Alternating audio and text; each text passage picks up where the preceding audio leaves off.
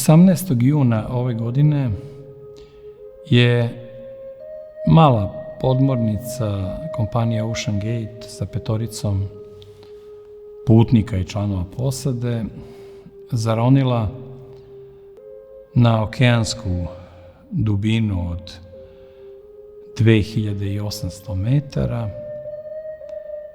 u pokušaju da izbliza razgledaju olupinu Titanika, koja se tu nalazi već duže od 1 veka, i to parčence okeana gde je 1985. godine konačno pronađeno mesto ostataka nekadašnjeg Titanika, je od tada postala neka vrsta magnetski privlačnog prostora za avanturiste svih vrsta.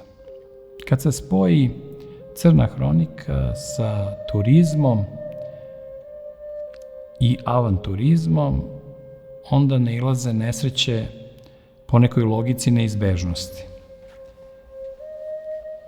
Interesantno je da je ova mala, gotovo dečija podmornica kojom se upravlja nekom vrstom džojstika, da se ona zove Titan. Sem sličnosti sa imenom Titanik, ovde je važno setiti se da su oba imena nastala iz mitološkog izvora u slavu Titana, neprijatelja Božih. Titani su ti preolimpski mitološki bogovi. Jedan od Titana i bog Okean. Tako da sa te strane priča o Titanima je priča o hibrisu. To je ta gordost, to prkošenje volji Božjoj protiv Božje volje i gordost koja se kažnjava. Prekoračenje, izazivačko ponašanje, stvaranje od čoveka lažnog boga, baš na način Titana. I ti lažni Titani ove male podmornice i oni lažni Titani onog prvog Titanika, najvećeg broda te epohe, koji je nestao na danas još uvek neobjašnjiv način, u trenutku kada je trebao da pokaže nepotopivost. Znači, čovek pokušava da pokaže nepotopivost uprko svim mogućim iskušenjima, okolnostima, okeanskim talasima, i završava na dnu okeana. Sad ova mala podmornica pokušava da pokaže da se novce može postići sve, da milijarderi mogu da se igraju životom, a bez prave opasnosti, u toj simulaciji avanture, u tom spuštanju za novac, recimo $250.000 ili tako nešto je karta pojedinačna, da će se spustiti dole kroz neki mali prozorčić, će pogledati i vratiti se da bi mogli da prepričavaju tu veliku avanturu spuštanja na dno, pogleda na neku davnu nesreću koja je van njih. Znači, nesreća je tamo negde na dnu okeana, a oni su u nekoj srećnoj varijanti i čekaju za par sati nakon toga povratak i, naravno, mogućnost da pričaju novu priču, da se to dodaje njihovim dotadašnjim biografijama, ljudima kojima je beskrajno dosadno i koji se u život pretvaraju upravo zbog toga u tako neke atrakcije. Znači, ovde je interesantno ta ideja te dubine, te adske, hladne, bezblagodatne dubine, ima nečeg paklenog u tome. To upozorenje ljudima da ambis razjapljenih čeljusti čeka koga će da proguta. To da elementarne stihije nisu kućni ljubimac koga držite na povodcu i terate ga u kućicu onda kada vam odgovara. Uostalom, tako je bilo i sa prvim Titanikom i sa ovim malim Titanom. Jedan i drugi su nestali u propasti svog izazova. To je bilo kao neko Božje namigivanje i poruka, čuvajte se sebe. Kada je prvi Titanic potonuo 14. aprila 1912. godine, mnogi smatraju da je to i početak nastanka crne hronike svetskih medija, jer je priča o stradanju Titanika postala nešto o čemu razgovaraju građani svih zemalja i civilizovanog i poluvarvarskog i istočnog i zapadnog sveta. Ko je stradao, kako je stradao, zbog čega je stradao, i to interesovanje i ta crna hronika je trajala sve do 1997. godine, kada je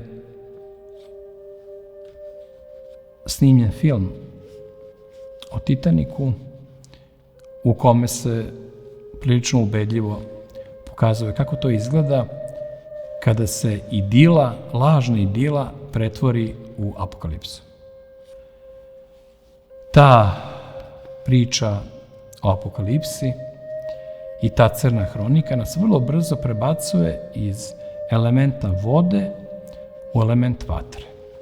Takođe u junu, u istom mesecu ove godine. Znači, vraćamo se iz hladnih dubina okeanskog bezdana i prebacujemo u demonski oganj koji proždire ono što je ostalo od nekadašnje Francuske. Katastrofa do katastrofe u plaćanju cene bezbrojnih grešaka. Setimo se da svi uzroci imaju neizbežne posledice. Hod po minskom polju snobovskih, globalističkih i raznih društvenih perverzija i ludosti uzima svoj danak u krvi. I pod vodom i nad zemljom. Francuska gori, i to doslovno. Na hiljade vozila i objekata je do sada zapaljeno. Napadnute su brojne policijske stanice, čak i kasarne žandarmerije. Opljačkane radnje, supermarketi, tržni centri.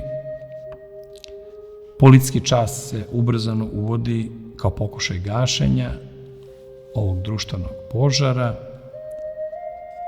Govori se i realizuje se vanredno stanje.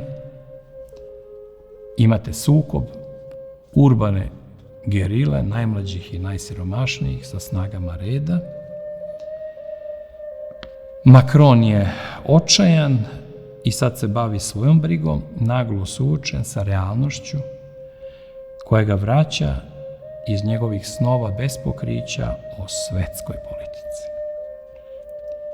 Pariz, Marseille, Lyon, Toulouse, Strasbourg, Reims, Lille, ali prekomorske teritorije Francuske, ostrvo Reunion, Francuska Gvajana, ispunjeni su oružanim i nasilnim napadima na policiju koja koristi oklopna vozila i helikoptere u uzaludnom pokušaju da stiša ono što se ne može stišati oružjem pri današnjim okolnostima.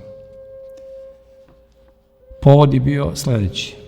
Policajac je upucao 17-godišnjeg Naela u predgrađu Pariza.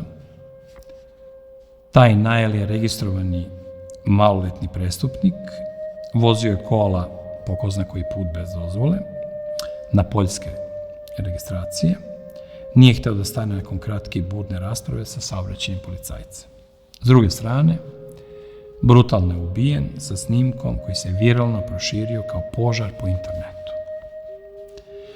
I mnogi sad pominju sa puno razloga pogrešnu i previše otvorenu politiku Francuske prema migrantima. Drugi obrću priču pa govore o brutalnosti njihove kolonijalne uprave tokom decenija. Treći pominju rasizam u svim institucijama Francuske republike, ali ostaje činjenica jednog pravog pravcatog rata koji se već 5 godina vodi po čitavoj Francuskoj, od vremena žutih prsluka pa do danas. I bit će sve opasnije i luđe. Naime, postojeće zakonske mere i sentimentalizam kaznene politike uslovljene medijima i nevladinim organizacijama ne odgovara realnosti iskušenja.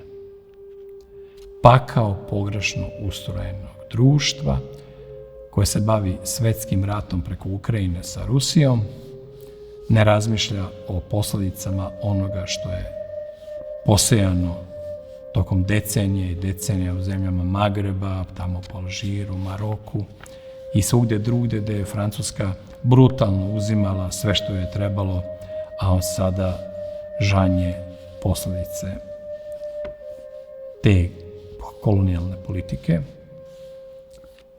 A opet s druge strane, bogataši se igraju svojim životima i gube ih sa lakoćom koja odgovara lakomislenosti civilizacije u kojoj smo se našli. Pod vodom, nad vodom vladaju isti zakoni. Ako prkosite realnosti, istini i posebno Bogu, završit ćete ili udavljeni ili izgoreli na velikoj lomači nečega što ne možete zaustaviti oklopnim kolima ili u dubinama koje ne trpe dolazak spasilaca i ne dopuštaju povratak u srećnu i bogatu realnost naivnih i lakovernih avanturista. Život je prepun iskušenja i neki put budite Bogu zahvalni što živite u nekakvom miru, spokoju, okruženi svojom porodicom i onome u što verujete.